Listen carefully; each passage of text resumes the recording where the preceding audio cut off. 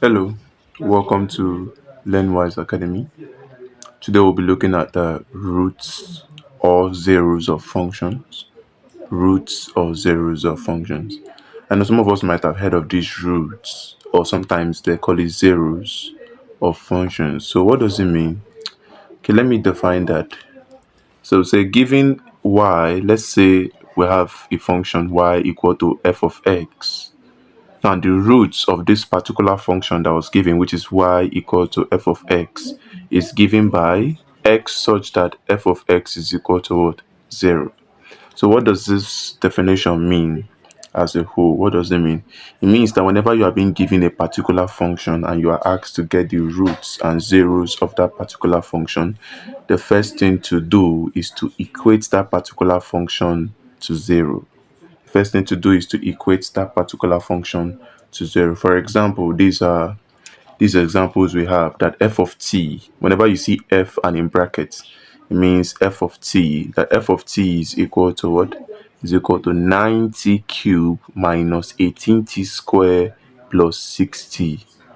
Then b is that h of t is equal to 5t minus 3, and c is that f of z is equal to absolute value of z minus 6, then close absolute value minus 3, and d is that g of x is equal to 8, and e is that f of t is equal to square root of 4 minus 7t. So we are asked to check to find the zeros or the roots of this particular examples. That's from A to E. Remember I said from the definition that root means equate that particular function to 0. It means that for y equal to f of x, for me to find the roots or zeros of this function, I need to equate f of x to what? 0. That's what I mean here. So now the first goal to do is to solve number A first. When we solve number A, then we'll proceed to number B, number C, and to the end. Alright, here is number A. Number A says f of t equal to 9t cube minus 18t square plus 6t. Okay, first thing to do, just like we always do, is to write solution. And after that, you repeat your question. Our question says f of t equal to 9t cube minus 18t square plus 6t plus 6t. So what's the first move to take? The first move to take, remember we said that we have to equate f of x to 0. In this situation, what we have is f of t. So first thing to do is to equate our f of t to 0. So we can say since f of t is equal to 0, what do we have? It means that what? 9, that means anywhere we see f of t, we'll put 0. It means that 9t cube minus 18t square plus what? Plus 6t is equal to 0. So what did I do? I just put 0 here and then flip it the other way around. That's how I got here. So now what's the next move to take? The next move to take is to factor out what's common. If you watch in all these things, something is common. We can factor out there's 3 in 9, there's 3 in 18, and there's 3 in 6. And we have t here, t here, t here. So we can factor out 3t. We want to solve for the solution of t. So whatever we get as t, that will become the root or 0 of this particular function. So what do? We'll factor out what's common. What's common here is 3t. When we factor out 3t from this, 3t, factoring out 3t means remove 3t from 9t cube. What does that mean? It means if we have 9t cube divided by 3t, 3 divide itself 1, 3 divide 9, we have what? 3. T go here 1, t go into t cube, we have what? T square. So we have what? 3t square remaining here. Then minus. Okay, now when 3 goes into 18, what do we have? We have 6, right? We have 6, so this becomes minus 6. And if we remove t from t square, we have 1t remaining. So plus. Now when 3 go into 6, what do we have? We have 2. And if we remove t from t, we just have 0t. So it means this is what is remaining when we factor out 3t from this particular equation. And everything, remember, is equal to what? 0. So what can we do in this situation? Remember, this means that I can put this in brackets to help. I can equate each bracket to 0. That's equate the first bracket to 0 and the second bracket to 0. So what's the first bracket? The first bracket we have is 3t equal to 0. What does it mean? We can divide both sides by 3. This cancel out. It means that t is equal to 0. This is the first one. So let me call this star. This is the first one. So for the second t, what's the second? This is t cube. It means our root will be 3. Had it been this is t square, it means our root will be what? 2. Had it been this is t, it means our root will be 1. So the number of roots or the number of zeros you will get is dependent on the highest value of t, or the highest value of the variable you are working with, whether t, x, or y.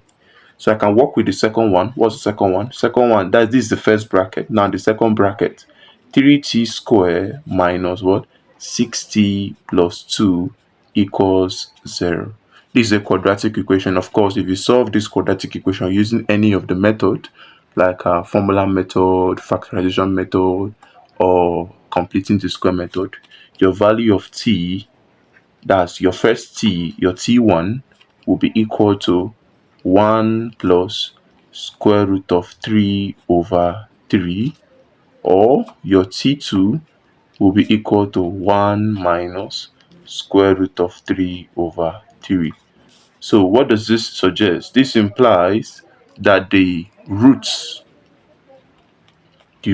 slash zeros of this particular function is given by t equals to 0, comma 1 plus square root of 3 over 3, comma, and 1 minus square root of 3 over 3. So these are the roots of this particular function. Now let's look at number b. What's number b saying? And we need to find the root of number b. So number b says that h of t, write our solution first, and we'll say, okay, h of t is equal to 5t minus 3. 5t minus 3. Remember the way we work with it. First of all, we say let h of t be equal to 0, just like we said let f of t be equal to 0 in the first one. We say let h of t, now say since h of t equals 0, it means anywhere we see h of t here, we should put 0. It means that we're going to have 5t minus 3 equals 0. I just put 0 here, then flip it the other way around, and it looks like this. So remember our goal. Our goal is to solve for t. Always solve for t whenever you equate h of t to 0. So how do we solve for t? We cross minus 3 to the other side. What do we have? We have that this implies that we're going to have 5t equals, so when you cross minus 3 over to the equal to sign, you have positive 3.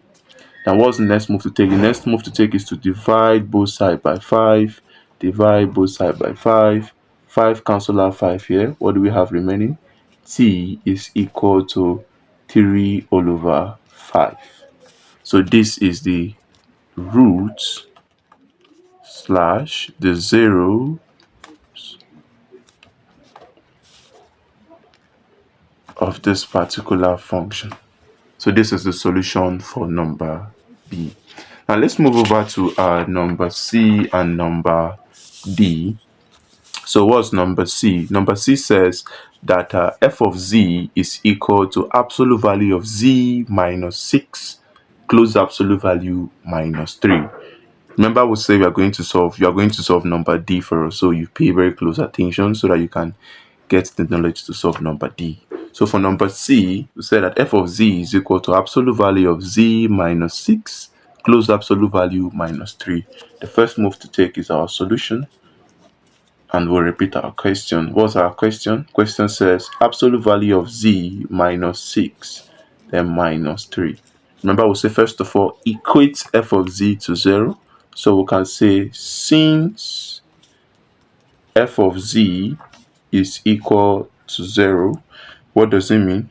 Remember, here we have f of z equal to this. So it means anywhere we see f of z, we should just put 0. So put 0 here and flip it the other way around, just like we always do. We have absolute value of z minus 6 minus 3 equal to 0. So what's the next move to take is to cross this one that is not in the absolute value over to the equal to sign. What are we going to have? We're going to have absolute value of z minus 6 equal to positive 3. And the next move to take is to find the absolute value of z minus 6. An absolute value is a positive transferring machine. Anything you put inside will definitely come out what? Positive. So what does it mean? It means that the absolute value of z minus 6 will still give you what? Z minus 6. And this is equal to what? 3.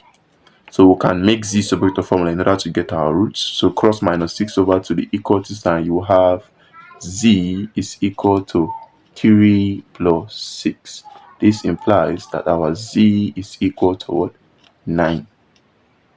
So this means that z equal to 9, and 9 is our roots slash 0 of this particular function. That's of this absolute value function, because this kind of function is called absolute value function. Meanwhile, the first one we solved, which is a, is called a polynomial function, and the second one we solved can be called linear function, polynomial function. That's a polynomial function, b linear function, then c absolute value function. Then d function can be called, this kind of function in number d can be called a radical function. A radical function, yeah. So what's the first move to take? The same way we have been doing others. We repeat our question that f of t is equal to square root of what do we have? We have 4 minus 7t. So we say f of t is equal to 0. So what do we have? We say since f of t equals 0, what do we have? It means that the square root of what? 4 minus 7t will be equal to what? 0. And when it's equal to 0, what's the next move to take? For us to remove, we need to find t. That means we need to make t subject. We need to find the value of t. Whatever t becomes, that is the root of this radical function. Okay, what do we do now? We have to find, for us to remove the square root, we have to find the square of both sides. So we take the square of both sides. Now, when we square something with square roots, the square will take off the square root. So we have 4 minus 7t remaining equal to 0 square will give you back 0. That's 0 times 0, 0. So what's the next move to take? We first of all make t. Remember, our goal is to make t separator formula. So we need to cross this positive 4 over to the equal to sign. So what do we have remaining? We have minus 7t is equal to what? Minus 4. So what's the next move to take? The next move to take is to divide both sides by minus 7, minus 7. Minus 7 will cancel minus 7. We have t is equal to minus cancel minus. What do we have remaining? 4 over 7. So what does this imply? It implies that 4 over 7 is the root or the 0 of this particular function. Okay, after solving this, I presume you have the knowledge to solve number D, which is this guy. So check or get the root of g of x equal to 8. Or I can ask it this way: does g of x equal to 8 has a root? That's the question of number D. So you can solve and drop your answer in the comment section, and the correction will be made in Learnwise Academy WhatsApp group. So thank you very much for watching. Kindly like, share, subscribe, very important, and comment. Ask your question in the comment section. Share to your friends. Don't forget. Thank you very much for watching.